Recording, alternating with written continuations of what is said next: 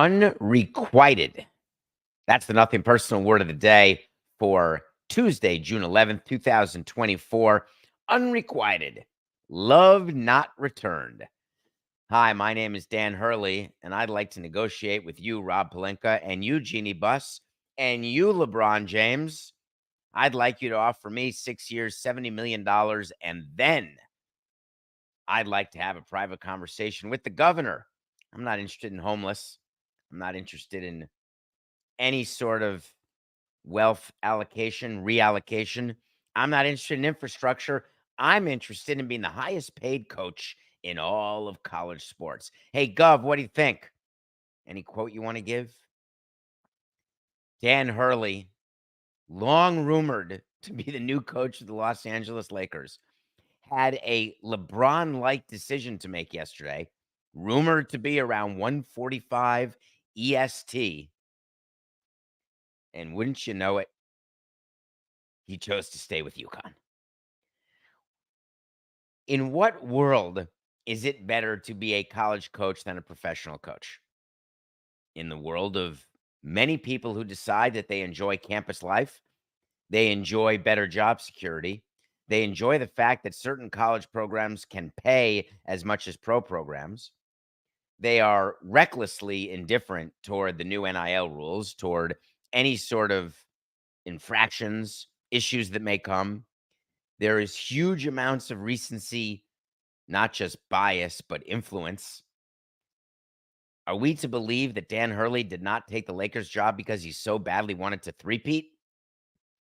Now, it's cool to pay Pat Riley for his trademark, and it's cool to win 3 in a row. It would be epic for them to do it. I'm not sure what the odds are. I'm not sure if they're favored to win their 3rd championship in a row in stores. And I don't mean in the 7-Elevens.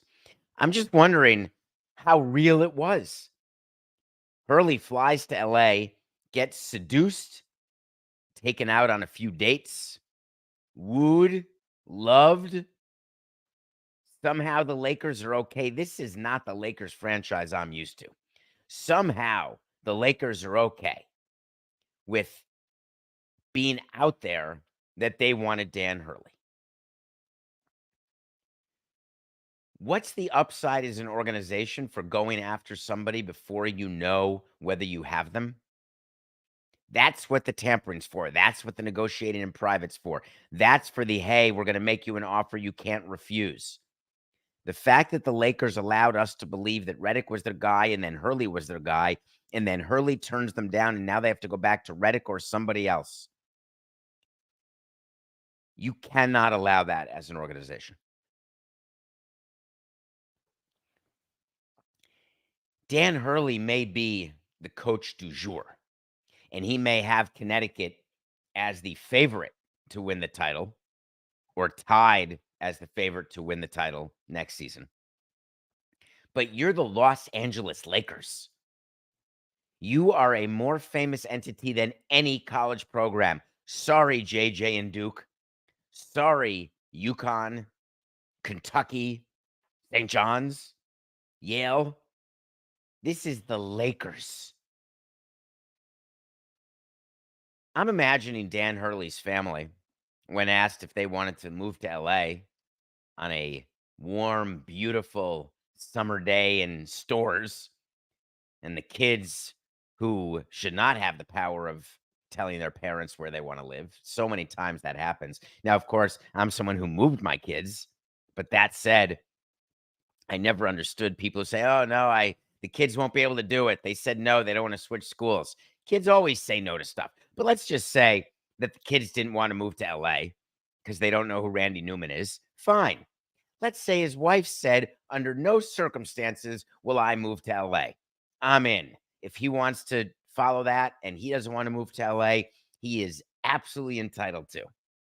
If he wants to use LA as negotiating leverage to get more out of the governor, I am in like Flynn. But as the Lakers, you got to see through that. You got to do your diligence. I'd fire every one of my scouts. If we were drafting a player, great example I've given you is Stanton. Everyone thought he may go play football. I believe he had a scholarship Now you're asking me to really rack my lamb, but I think it was Notre Dame. Our scouts told us he's not going to college. You draft him, he's signing. That's information we need to know before we're going to draft a player. What are they going to do? And you use the agent, you use the scouts, you use the coaches, friends, family. Stanton was USC. Who was Notre Dame, Coca? We had another player who was threatening Notre Dame, but it was not Stanton. There you go. That would make sense since he's from the Los Angeles area. I have no idea why that was in my head. But in either case, you have people who are trying to ferret out the truth because you don't want to look like a giant donkey. The Lakers wake up this morning on the eve of Game 3 of the finals, which resumes in tomorrow in Dallas. You got to believe that they are under strict instructions from Jeannie Buss to get a coach named, get him paid. Now, the other thing that people are focused on is Hurley was not offered enough. It was insulting. 6 years, 70 would have made him the 6th highest paid coach. And he's won a total of, let me get out my abacus. Hold on, I'm going to quickly do the math here. Here we go. 0. That's the number of games he's won as a professional coach. You sure he's going to be good? You sure he's worthy of being the top highest paid or the top 5? It's sort of like paying a former player who's never coached a huge amount of money. It seems pretty risky.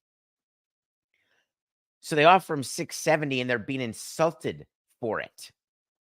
Now, of course, they're totally screwed because when they go negotiate, this is what we had to say to managers when we offered a lot of money to a name manager and the name manager, Valentine, did not take the job, or we didn't want him to take the job. So we got him not to be offered the job. And then we offered the job to someone and offered them less money. We got to say, hey, it's experience. You don't have the experience. But anyone they're negotiating with to take over the job has the exact same, at least, professional experience as Dan Hurley. Or the Lakers can say, no, we mean head coaching experience at any level. I want them to hire a guy who's been like a great high school coach in the day. Say, man, I've got experience. I don't know that I'm poo-pooing UConn because I'm not. I'm not poo-pooing Dan Hurley as a coach, nor am I impugning him. His ability, I love the strategy he used to get the money he got from Connecticut. I am questioning how it is that anyone would say that 70 over 6 is not an overpay, an underpay. So the next coach, of course, will try to use that 70 over 6 as a jumping off point for negotiation. And of course, it's not going to work because the Lakers can't be that stupid. You think for 1 minute that an assistant coach for the Pelicans or JJ Redick or any of them is going to get 70 over 6? No chance, toilet pants. So Dan Hurley stays in Connecticut and then decides that he had to release a statement. And this one made me smile. I am humbled by this entire experience.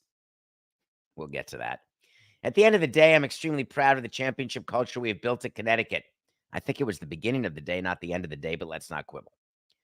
We met as a team before today's workout, and our focus right now is getting better this summer and connecting as a team as we continue to pursue championships. Well, thank God for that. Thank God we're focusing on getting better. We'd hate to focus on getting worse. Are you humbled by the fact that the Lakers wanted you? Are you humbled by the fact that it all happened after Redick was rumored to be the coach? Are you humbled by the fact that someone's paying you what they're paying you? Because never say that. I was always taught you never say you're humbled by anything. You should say you want more. You expect more. You deserve more. You're going to get more. What does it mean? Now, of course, you could say, Samson, you're not humble at all. No, I'm not humble. Even when I had accomplished way lesser things at a way younger age, I was not humble. I don't get being humble about something like being offered 70 over 6 or being wanted by the Lakers. I think you stand up and say the following in a statement. I wanted to let everyone in stores know that it was always my intention to stay in Connecticut. It's very hard not to listen to offers because it gives you a sense of your worth. It makes you feel good to know that you're wanted by other people, whether it's the Los Angeles Lakers or the University of Kentucky. My intention was always to stay with Connecticut, and we've come to a agreement that I believe is fair, equitable, and puts me and my family in the position that we wanted to be in. And then walk off the stage. That's it.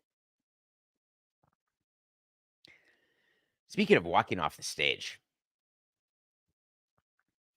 when you win a championship, one of the things that it's hard 21 years ago to think about each moment, and you can forget many. But there is a moment that was etched in my mind the minute it happened, and it was being on stage getting the World Series trophy. And then when the Fox post game ended, what I did, you stay for a picture, you're holding the trophy. I think I gave the trophy to Larry Beinfest or to Jack McKeon. And then I wanted to hold the MVP trophy from Beckett. And then you start joining the champagne celebration. The feeling of walking off the stage, knowing the cameras are off, live at least, and now you're just going to celebrate with no end in sight. The Florida Panthers have 6 periods of hockey left, in theory, at a minimum, before they can raise the greatest trophy in sports, and that is the Stanley Cup. The Panthers won game 2 yesterday, 4-1, in a game that showed that they are, A, the better team. It's going to be shocking for those of you who watch and listen to the Le Batard show. I promise you, Greg Cody will be celebrating Panthers up 2-0 as though they've already won the cup. While I do agree it's hard to imagine the Panthers losing 4-5, I've seen it. I'm not rooting for it, but I've seen it. While it's hard to imagine that you can keep Edmonton's top line off the board for an entire series, maybe, not impossible. Is it impossible to imagine Bobrovsky giving up 1 goal or fewer for 2 more games? Yes, it certainly is. It was quite a game. It got ugly at the end. The game misconduct actually happened early, and then there were some majors at the end. Edmonton frustrated. I get it. But my focus on hockey today, instead of giving you the takeaways that you can get on the Le Batard show, I want to focus on something that came up in hockey yesterday. There was an article written by Larry Brooks in New York, and it fascinated me. And it was an article about taxes. Now, of course, taxes don't generally fascinate me, and they make everybody's eyes glaze over. But hear me out. I think you'll be interested. You know that Florida, if you know, has no state tax. You know the same about Texas. You know about tax equalization provisions that I put in free agent deals, that when a player signs with Florida, if they get traded to New York, there will be an equalization payment to account for the increased tax that the player has to pay.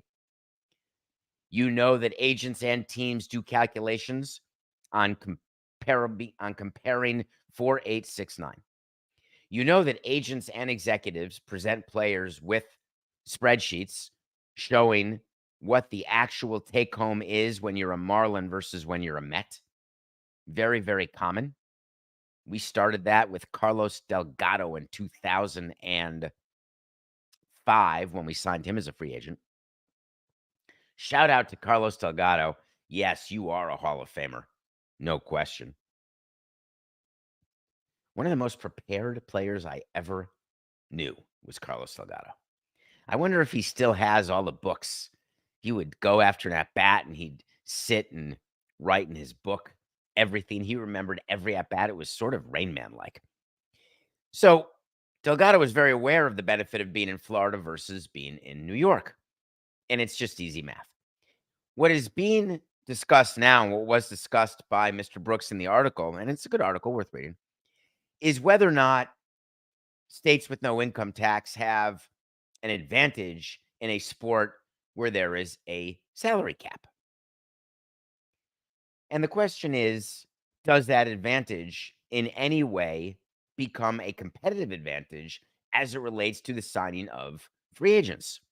Because in theory, teams with no state tax have more cap to work with. Except practically speaking, of course, that's not the case. The cap is in notional dollars. In fact, the teams who go over the cap, whether it's the group of 20 people who work for each NFL team to figure out how to break the cap, whether it's the same with the NBA and all the different rules they have for exceptions and how you can be over the cap, and how these leagues with caps fight that by doing luxury tax and making those teams pay luxury tax payments. I wanted to turn it around a little bit and give you the question and answer from a player's perspective. I don't know that I've ever met even one player.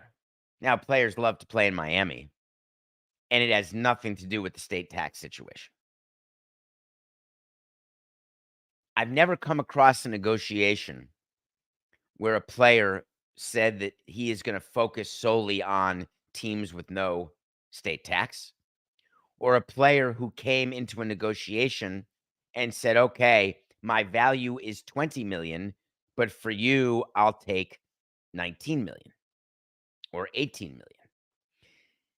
The reason why that doesn't happen is players don't actually look at it that way, because the union doesn't look at it that way, because the union, when they are putting contracts on the board, they are trying to break records. They're trying to break records by position, by experience, by numbers.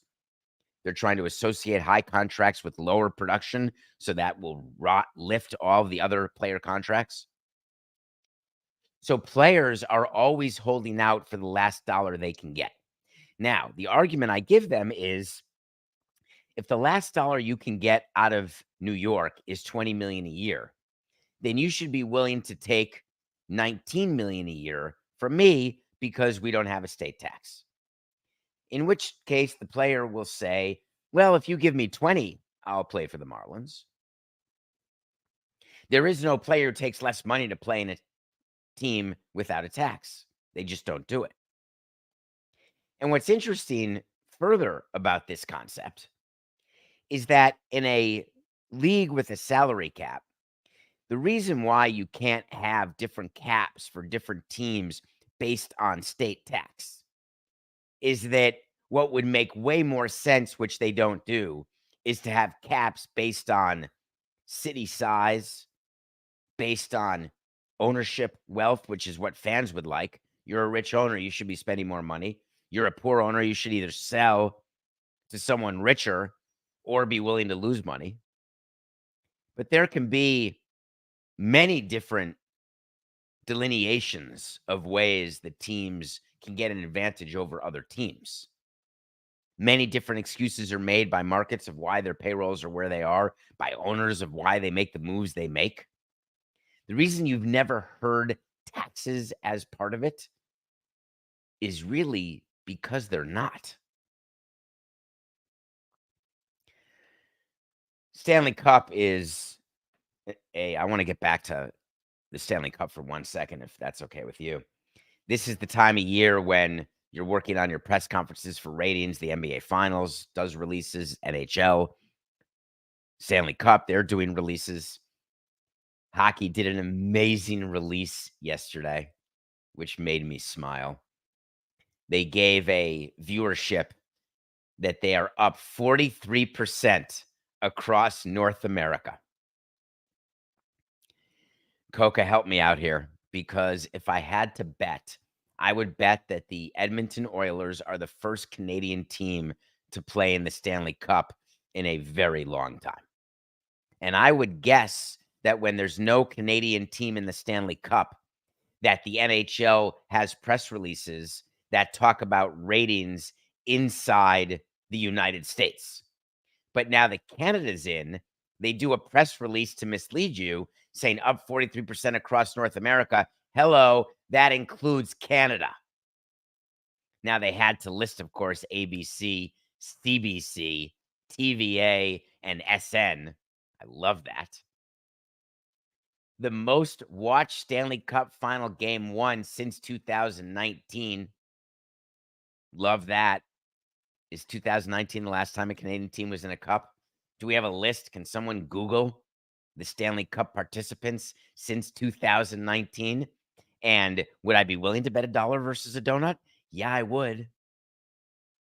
Of course, the fact is, in the United States, Game 1 drew about 3.1 million viewers. That's up from 2.75 last year, but down from the Avalanche and the Lightning, who drew 4.2 for Game 1 in 2022. So there are a group of people who get together and write these releases. Oh, the Canadians were in the Cup in 21. There you go. So that is 3 years ago. I guess we don't have those numbers. Thank you, Coca, for knowing who's in the Cup when. Did not remember the Canadians were in the Stanley Cup only 3 years ago. That's crazy. I was so thankful during my 2 years in Montreal, the Canadians, it's a hockey town for sure, but I don't believe they had a good 2 years when I was there.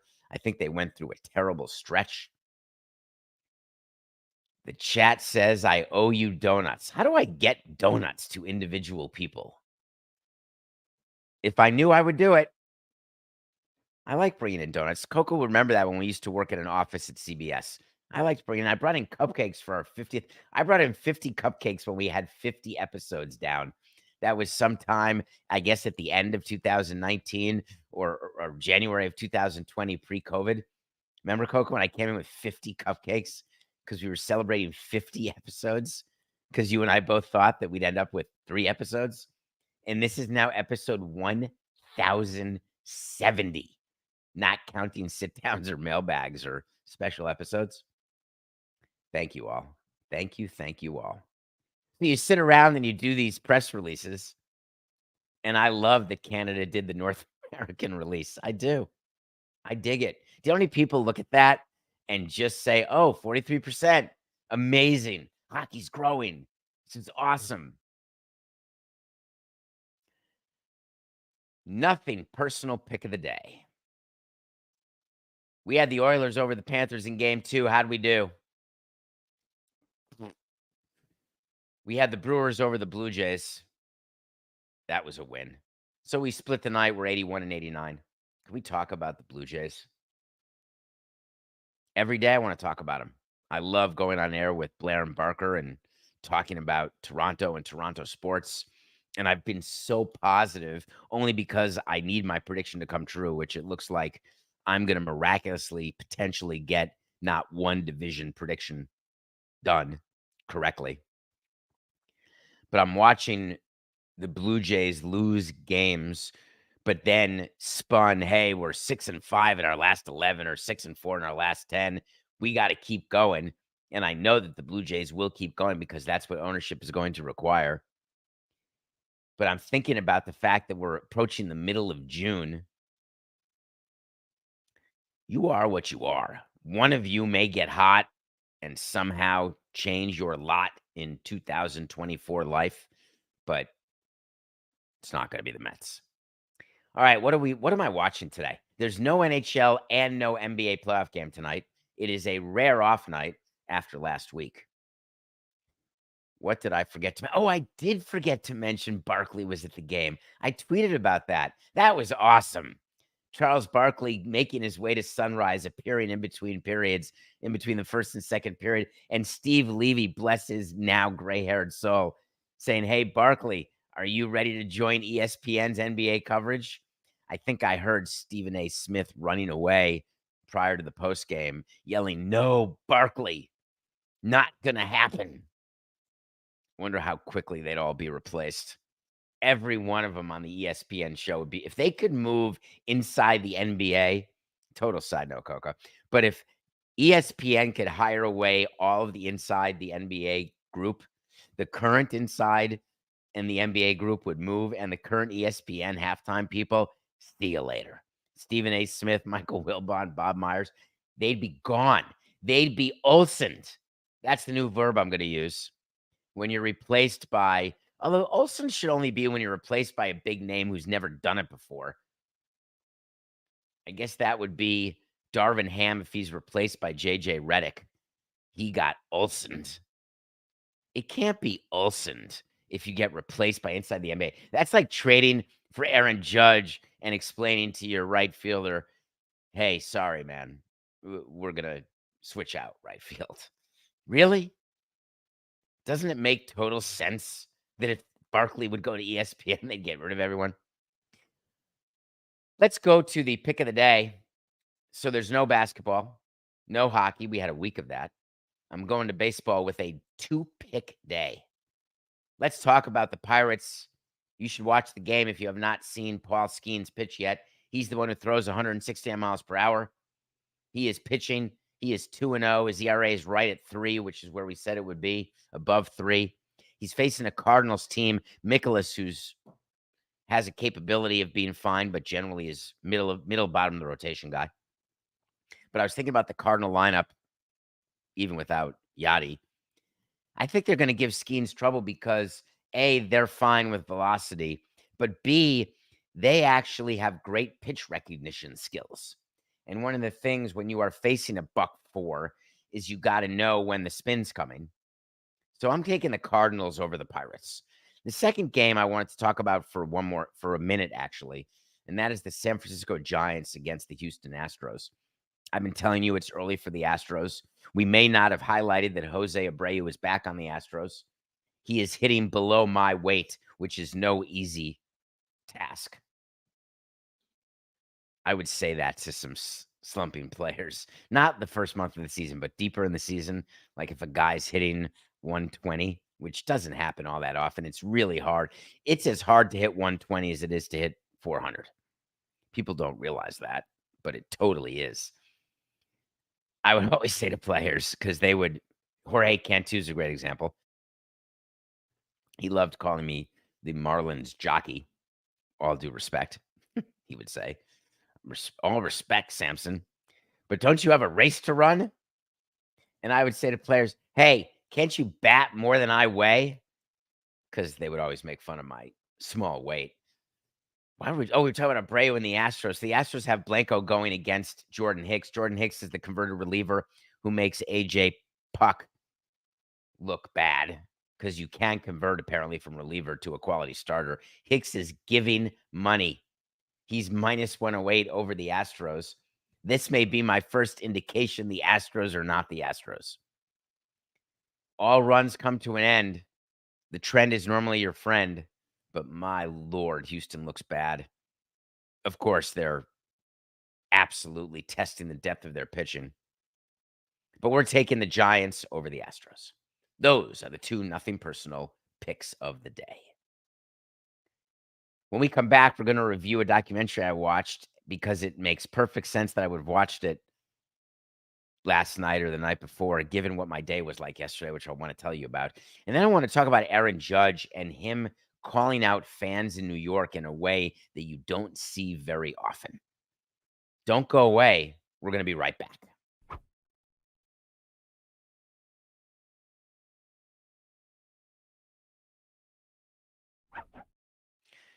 Welcome back to Nothing Personal. It is David Sampson. I am thrilled, Coca, that somehow the sheets made it into the dryer. Don't know how that happened, but it did.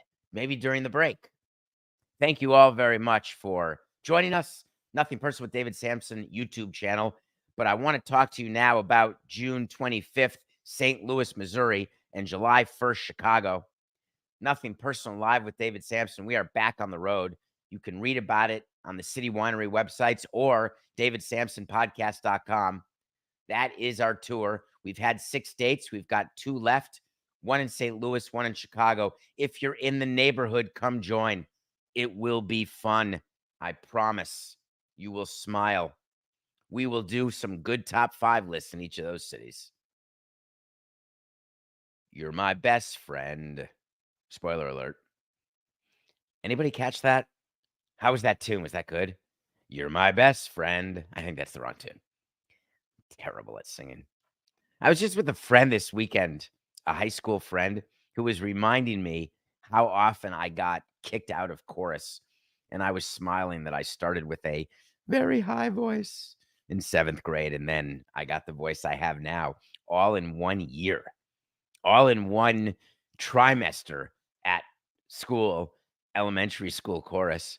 It is very, very awful to move down the line in chorus from one end to the other, and for whatever reason, there was a correlation between size and depth of voice, and so I was on the end surrounded by redwoods, all who had deep voices and whose nads had dropped, and then it was just me.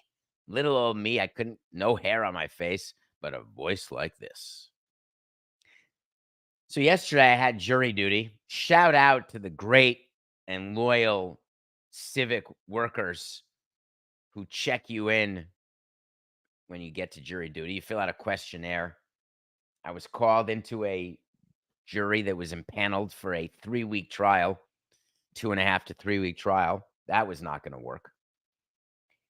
Ended up sitting there for 4 hours.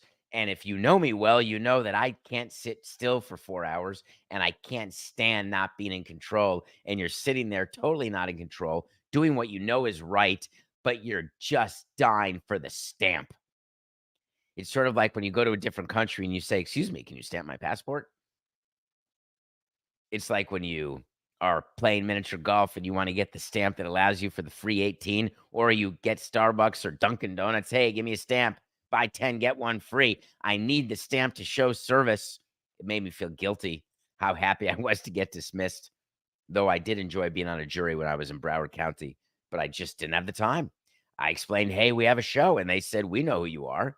We know you have shows. I'm sorry." And then they excused me, which made me feel like they're listening right now. So if you are, thank you. Great job. So the movie I watched is a new documentary on Netflix, apropos of jury duty. It's called How to Rob a Bank. I don't love that. I don't love at all the YouTube videos, how to build a bomb. I've never watched them, never would Google that.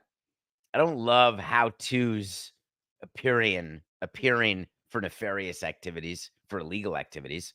I want to remind everyone why I don't rob banks, why I don't commit crimes other than speeding. And the reason is solely about my freedom. So when I envisioned leaving jury duty yesterday, like making a run for it during one of my granted bathroom breaks, I was like, well, wait a minute, I could get arrested. And what if they put me in? I've never been arrested. What if they? It's always the one I've never done in those tweets that Rex Chapman sends and others. How many points do you get for all the things you've done? And I've always done everything. You know, one of them is skydiving, tattoos, been arrested. Nope. It's always a no for me.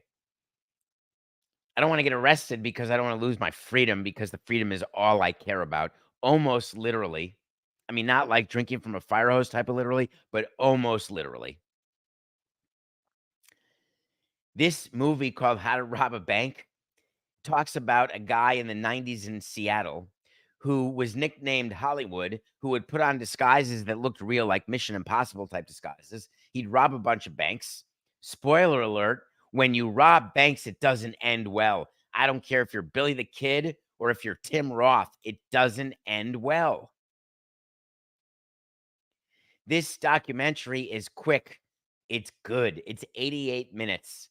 And what he did, this robber named Hollywood, in Seattle is mind-blowing. The fact that he was so organized and it took so long to get caught. Of course, it goes to the question that I've asked of people time and time again who engage in illegal activity, who I've had exposure to. Why? Why are you spending all of your efforts on literally following around cop cars in order to know what their routine is, in order to make sure you rob the bank when they're not near you? Not getting a job.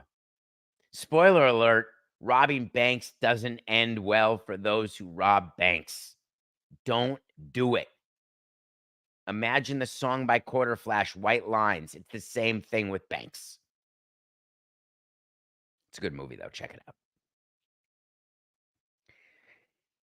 When Aaron Judge was named captain of the Yankees, I was thinking about that and how rare it is and how excited he was and what it meant to him. And captain of a baseball team, I believe in my 18 years, I didn't have one captain. It's not as common. It's not like football where there's a C jersey or hockey with a C jersey and an A jersey. In baseball, I would have to go through team by team, but I'm going to set the over under of 10 for teams that have captains. And I have a feeling that people in the chat will figure this out faster than I, but I'm still going to take the under. But when you're captain of a team, you've got to back up your team, period. And Aaron Judge did that the other day. I haven't seen this too often. He was upset with Yankees fans who were cheering for Soto in a game that Soto wasn't playing. And they were cheering for Soto while Grisham was at bat, who was Soto's replacement. Then Grisham hits a home run, and then they start cheering Grisham, which just goes to show you that fans are, what have you done for me lately, Jody? But for whatever reason, Aaron Judge had to say to let the whole clubhouse know, hey, I've got you. He said, I wasn't too happy with it, but I think he made a good point. Got his point across there with that home run. So when you're booed as a player, for those of you who think that it gives players extra incentive, they want to try harder, they want to get more hits, they want to hit a home run, they want to prove the crowd wrong, they want to shut the crowd up, Steph Curry style, giving the shh sign, putting your hands next to your head, 9-9, 9-9. It's not how players think in baseball. Grisham wasn't up there saying, oh, I'm so angry they're cheering for Soto that I'm going to go deep. Total instinct when the ball's where the barrel is and you barrel it up square. Pretty much every major leaguer would have an opportunity to hit a home run, if not every one. So why was Aaron Judge taking the time to do this? Was there another reason other than backing up his player? And in other cities, I would say maybe. But in New York, the New York Yankees fans, you're trying to say to the New York Yankee fans you're not happy with them. They don't like that too much. You're trying to say that they don't have the right to boo or shouldn't boo or can't boo or wouldn't boo if they knew what they were talking about or realized that Grisham was a good player. It's absolutely the wrong point of view and the wrong thing for Judge to do. There are times you have to back up your players publicly. And I am totally good with Aaron Judge backing up Grisham publicly. But to do it, there's nuance. When your microphone's in front of your face, what you say is, we are 26 deep, and we've got to be to bring a championship to the great fans of New York. We believe in every one of the 26 players. We believe in their ability to perform at the highest level when called upon, whether it's once a day or once a week. That's it. You're not saying anything against fans. You are in no way putting yourself in danger, and you're backing up your player. Grisham did not need his name mentioned or did not need Judge sullying the fans in order to feel better about himself that the crowd was chanting they want Soto. We've got 11 minutes left, so we're not going to end the show now, but it would be a good ending for the audience to say, hey, Trent, it's just business. This is nothing personal. False alarm. Not the end. Don't worry. Grisham said that the home run, he admitted it. It wasn't about sending a message, but he did like when people were cheering his name after. That's a good bit of honesty. This season, our chat room did it already. The only captains in baseball, the under 10 hit. It's the Royals and Yankees. Perez and Judge. I can't believe that. I mean, that makes sense. It's just not a thing. Players don't want to be captain. They don't even want to be the union rep. It's funny how players care so much about their money. They care so much about their union. They care so much about the CBA, but they want to be freeloaders. They don't want to be union reps. I don't want to say that all players don't. There are some players who do. There's some players who get engaged with that process for better or for worse.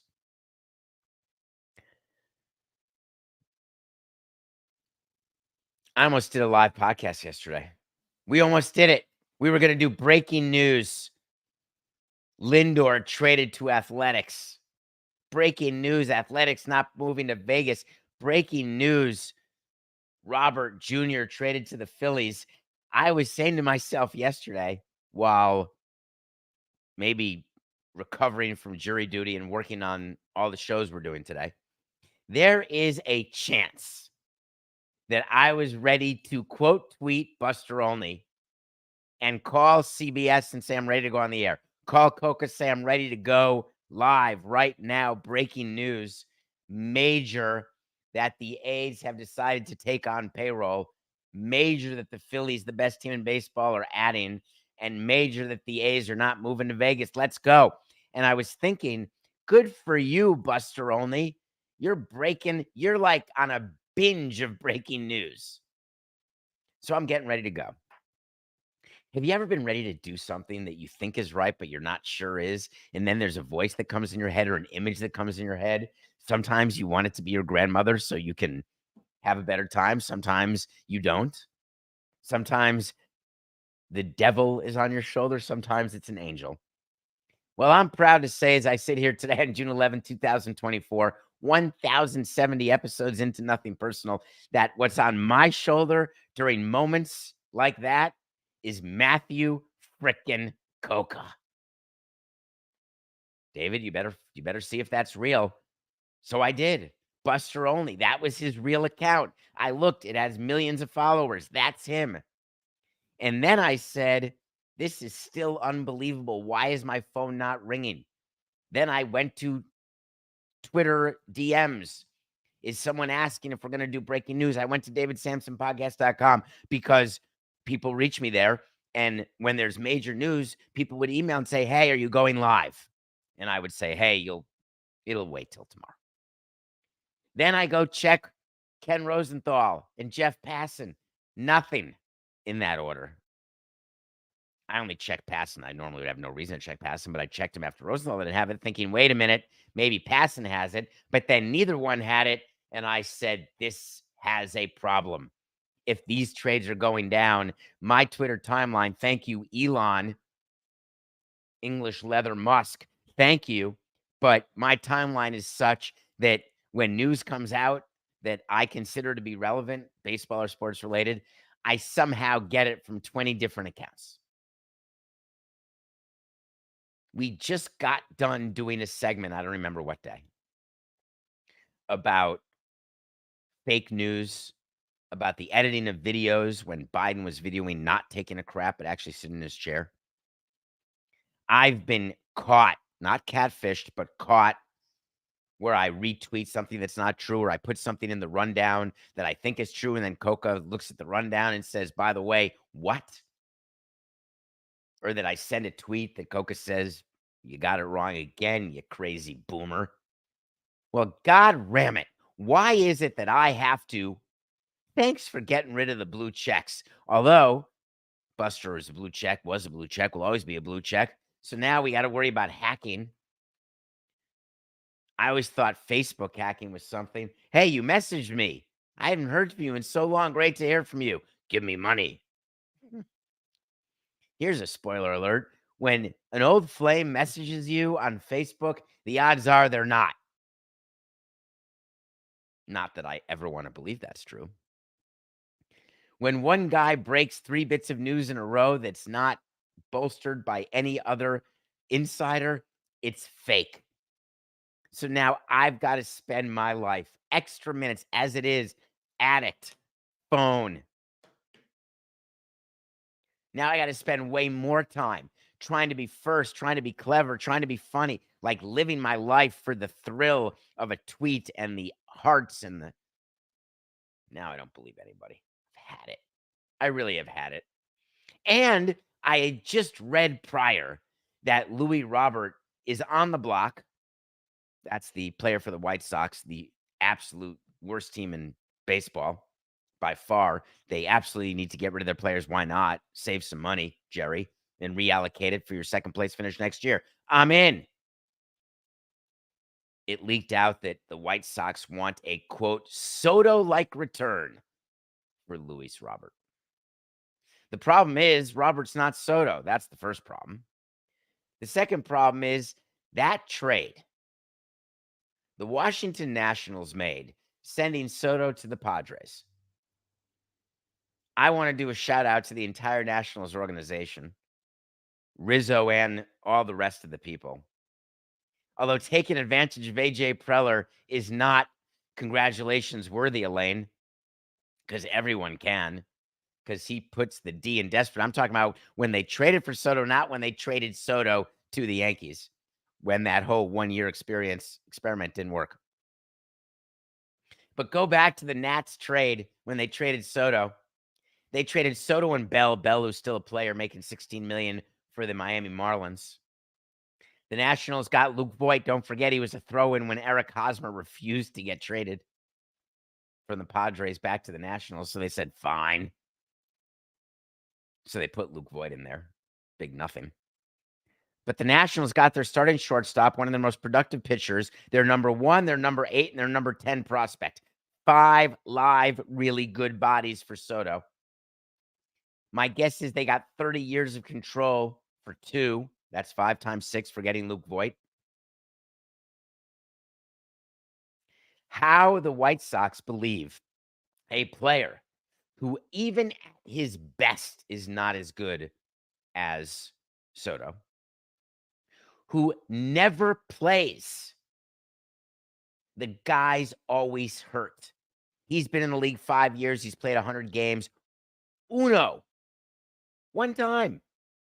This year he's been out. He was out from April 5th to June 4th. You think the baseball executives aren't looking at Robert and saying, all right, that's more like a 2-to-1 player. We'll take him. He's an expiring asset. We're never going to sign him to a free agent deal. We'll throw in a third bag of balls, but that's it. But a Soto-like return, the delusion of the White Sox is awesome. So here's why they're doing it. And the only thing is, I don't trust the White Sox to actually not believe it. The White Sox and Yankees are 2 franchises famous for valuing their players the way no one else does. Chris Getz is the new GM there. Remember the guy who Jerry hired because that was the purpose, to have him know the organization, to make evaluations quickly? You're right, because a new guy would not have come in and said, oh, we're losing our 50th game. We better trade Robert. Duh.